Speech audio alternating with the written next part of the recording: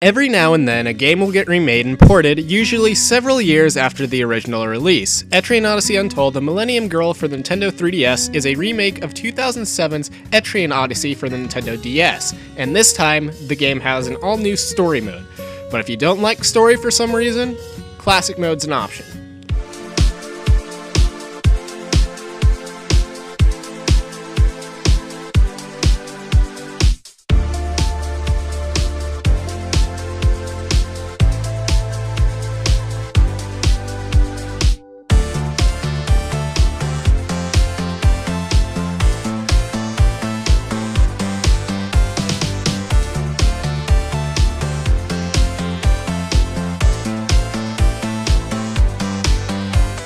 Etrian Odyssey Untold, the Millennium Girl, is something I never saw myself getting into, but as time went on, I got a little curious and tried out the eShop demo for the game, as well as demos to Etrian Odyssey 2 Untold, the Fafnir Knight, and Etrian Odyssey 4, Legends of the Titan, and if I'm completely honest, I really prefer the Untold games because of their story mode, which the main series games lack. In the Untold games, the story mode is exactly as it sounds. It's a story, but with a set cast of characters. In the Millennium Girl, we have the Highlander, which the player can name, Frederica Irving, Simon York, Arthur Clarke, and Raccoona Sheldon.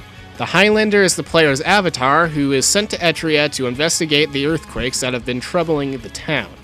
Frederica is a mysterious girl that the Highlander meets in the ruins of Gladsheim, which I'll get into later. Simon is a researcher who works for the Midgard Library, who leads a team that includes Arthur and Raccoona. Arthur is the youngest main character and also the most immature. And then Raccoona is descended from the nobility of the distant city of Ontario. Each of them have specific types of moves that can be used in battle. Frederica could use guns, Simon could heal his allies, Raccoona could defend allies, and Arthur can use spells to attack enemies. Anyways, the Highlander starts his investigation alone, and the first thing he must do is speak to the Rada and accept his first mission, so the Hall will know if the Highlander is trustworthy. The Highlander is sent to the labyrinth to map the first floor with two other adventurers, Ren and Tilaktka. Did I get that?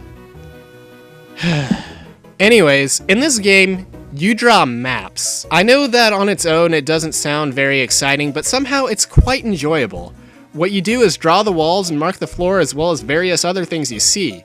If you're too lazy, you can turn on Auto Map and you'll automatically map the floor and the walls as you walk through, but you'll have to mark other features such as doors or chests. If moving in the labyrinth feels too slow, there's an option to increase the speed a bit, which was quite useful for me. One thing you have to worry about in the labyrinth is encountering monsters, and to my disappointment is through random encounters. However, random encounters definitely work a lot better in these games than non-random encounters would. During battles, your options are attack, skills, defend, item switch, boost, and escape. Attack, defend, items, and escape are exactly what they sound like. Skills allows the character to use special attacks, heals, or other moves that are naturally within the character's class, or moves equipped via Grimoire Stones, which allow a character to use moves that belong to a different class. Switch will just allow to change character positions in battle. Who's in front, who's in back, as well as how many. Also, you can only have 5 characters out at once. You can have more than 5 in your guild in classic mode, but not out adventuring. However, I'd like to focus on story mode. Boost is an option that's only available every now and then because it needs time to charge, but it will make a character's attacks stronger temporarily. Before I forget, I should cover some other useful options which you can get to by pressing Y in the labyrinth or in town. You can access your items, use certain skills outside of battle, check character status, equip items such as armor and weapons, choose and unlock attacks and skills by spending points earned by leveling up, organize your party, or view some records.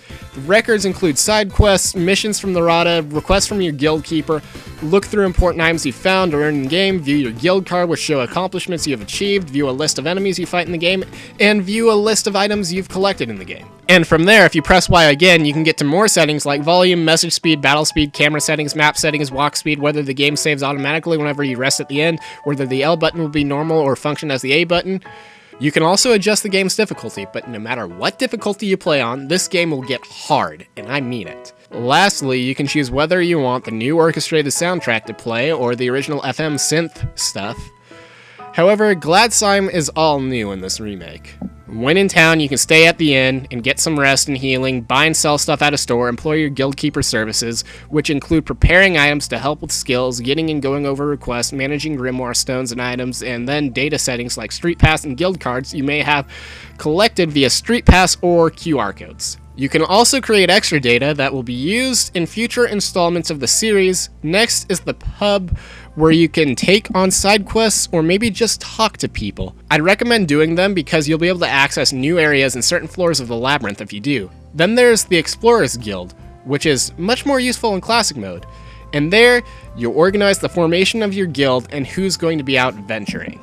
All you can do in story mode is let your party members rest, which I've never done. In the end, this feature is just about useless. Next is the Rada Hall, where you receive missions from the Rada. Lastly is the forest entrance, where you can head into the labyrinth or certain areas of Gladside. Once you're done mapping the first floor of the first stratum, the Highlander reports to the Rada and Ren Taloktiga leave the party. Then, the Rada gives the Highlander a new mission, which is to explore a ruin that they believe is connected to the earthquakes that have been going on. It's when the Highlander is there that he finds Frederica Irving, who's frozen or something like that. Not long after that, Arthur falls from the ceiling for whatever reason. Then Simon runs into the room. After that, Raccoona notices what's going on, and then a monster attacks, forcing the five to fight together. Afterwards, they talk about what they're investigating, and in the end, decide to team up with the Highlander as the leader. You also have to name your guild. I named mine Gravity F. What? Falls wouldn't fit. At the same time, they need to worry about Frederica, who has lost her memories. She says that the Highlander reminds her of someone, and that's the last time it's even mentioned, so it really doesn't have much of a point. Anyways, the guild must explore the labyrinth to find geomagnetic poles that will teleport them to different areas of Gladside. Once the full guild enters the labyrinth for the first time, we see the last cutscene we'll get for several floors. We later learn that Frederica remembers some guy named Mike. However, this Mike is actually a computer. For most of the game, nothing overly significant happens as you're mainly just getting missions from the Rada and exploring the labyrinth. But once you get to the 5th stratum, the game's story takes a complete 180. Now, what happens after this stratum leads me to my biggest problem with the game. This game was pretty long, but I didn't mind that since it didn't feel padded out. However, my problem is quite the opposite of that. I felt like the game was trying to rush me to the end. I honestly wish the end game was paced a little more slowly. Also, that final boss isn't the hardest in the game. I only died like 3 times. The boss I died the most to was the boss of the 2nd stratum. Another thing that bothered me was the map design. At some points, I felt like it was cheap and led me into traps that I couldn't or could barely escape from. And some were just disappointing. For example, a couple are just open rooms. Then another thing I don't like is several parts require the player to grind to be able to even fight the bosses without it being impossible.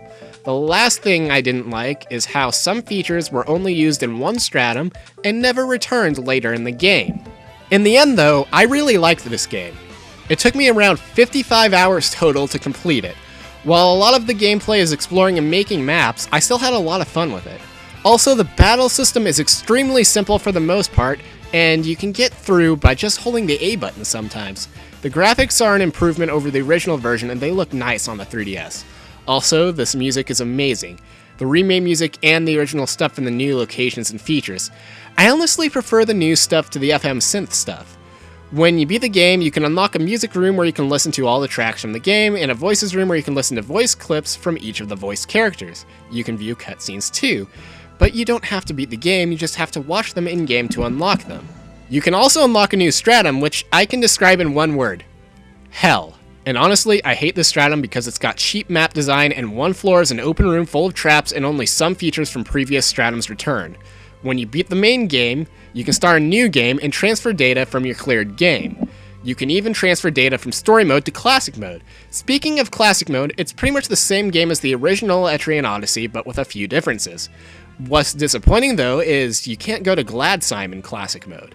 Etrian Odyssey Untold, the Millennium Girl, despite a few flaws, happens to be one of my favorite Nintendo 3DS games, and I was lucky to get it when it was on sale for $10 on the Nintendo eShop. If it ever goes on sale or you want to pay $30 for this, I'd recommend it, because either way, it'll be worth every cent you pay. Thanks for watching the video. If you liked what you saw, how about subscribing? Want to watch more? Here are some videos you can click on. If you want to know when I'm working on stuff for just being lazy, you can follow me on my social media accounts. Links are in the description below.